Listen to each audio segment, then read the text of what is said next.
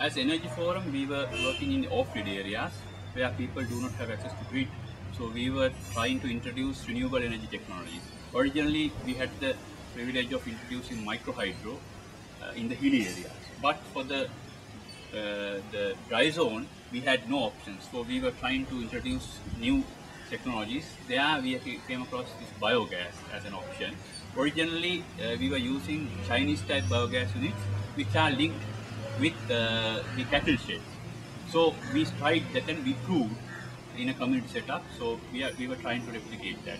Practically, there was another issue because in Sri Lanka, though we have cattle, it's stray cattle. So we don't have cattle sheds. So to overcome that issue, we realized that we need to generate biogas from biomass, whatever biomass available. So one of the potential options was to use paddy straw for biogas generation, for which we negotiated with Bangalore University and we got the technical know-how. And then we visited sites and selected a remote village in the boundary of Padulla and Monragal district, which is called Kirigalpotta. So we visited the Kirigalpotta site and realized that, the grid will not be extended to that particular village for 5 to 10 years. So people were keen to have some electricity option. So then we had discussions with them and we realized that we cannot introduce one particular unit because it's scattered. So we realized that there are 3 village hamlets. For each one, if we can introduce a separate scheme, then it will be the most economical option. So during that time, we were negotiating with Empower.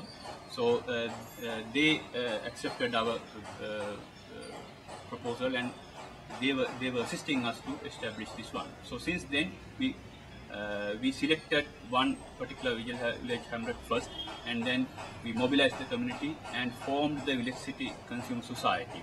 So they discussed and realized that we should form a society to function this, because otherwise there will be issues related to sustainability of the project. So they formed the society, then they opened a bank account and collected their own money and deposited in that, and then we provided technical know-how and we got the financial assistance from Empower. So we through that and the technical know-how, we had trained local experts on biogas, so we used to utilize their skills and establish the first one that consists of 3 units. One, mainly the biogas digester, then we need to have a biogas holder to maintain the pressure and supply to the generator. So the other part is generator.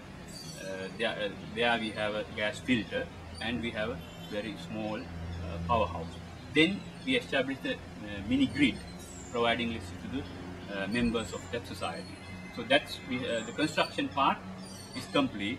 Now the gas is currently being generated. So in a couple of days time we may be able to operate, run the machines and commission. Once we commission this power plant, our objective is to go for the second phase, and we have selected the next village hamlet within the Kirigalpotta village, where we will be getting certain financial support from USAID SARI program. Then we can try the second one. Once we establish these 2 pilot projects and commission, if we can monitor it for some time and see what other technical issues and social issues are there, so we can address that. Once it's proven, then I think it will be the right time for us to go for replication, because we were mainly concentrating off-grid areas, because now modern man having electricity is a basic need, but still about 1 million households in Sri Lanka do not have access to that facility. So we were promoting this concept. So we have introduced micro hydro schemes, which are the cheapest options or in the off-grid context, and the solar, which is the most expensive option, because we need to purchase panels from overseas. So that's a burden. So it was targeting the richer segment of the society, not that rich, but the richer segment of society. But we need to find a solution to the off-grid villagers who are living in dry zone mainly. They are poorer than the people living in wet zone, because they have their other income like tea, and small tea holdings and other than. So we were now there's a huge target group in the dry zone. There we were experimenting with dendropower. The issue with dendropower is we need to have a full-time operator looking after that machinery because it's a thermal fired power plant. But biogas is an ideal option because we don't need to run boilers or gasifiers. So microorganisms generate biogas, so we have to use that and generate it. So if it's proven, then this will definitely cater to a marginalized community in the Sri Lankan society in the off-grid dry zone area where the poverty level is very high because they cannot even sell their agricultural products at a reasonable price. So if we can target that group and then concentrate on economic development activities, then we will be doing a very good service to that community because they can uplift their livelihoods. One of the key barriers in this sector is that the voice of the off-grid poor is unheard. Government is concentrating on extending the grid, but they don't look at the potential within those villages.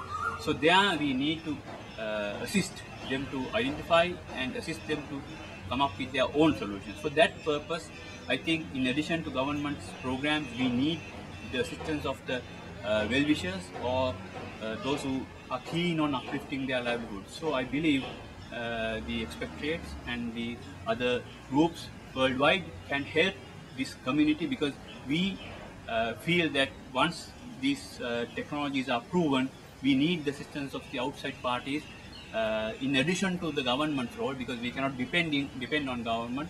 I mean, then there will be a huge market. I mean, there will be a huge target group.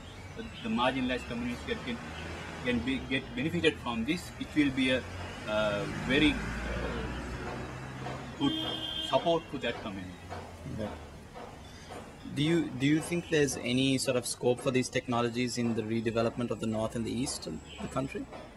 Yeah, I mean, we don't have a clear idea regarding how government is extending that. Yes, no, but I mean theoretically. If it's like this, yeah.